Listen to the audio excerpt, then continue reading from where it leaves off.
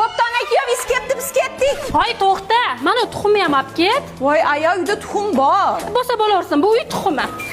To'xtab tur. Mana o qaymoq bilan varenье ham. Ona nima qilaman, issiqda bulardi.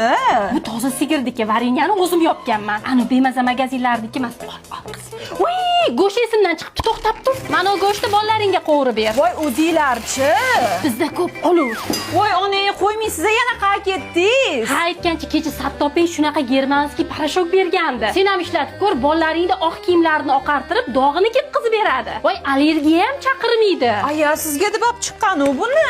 Men sotib olaman. Olib ket. Aya, sig'mayapti. Sig'adi.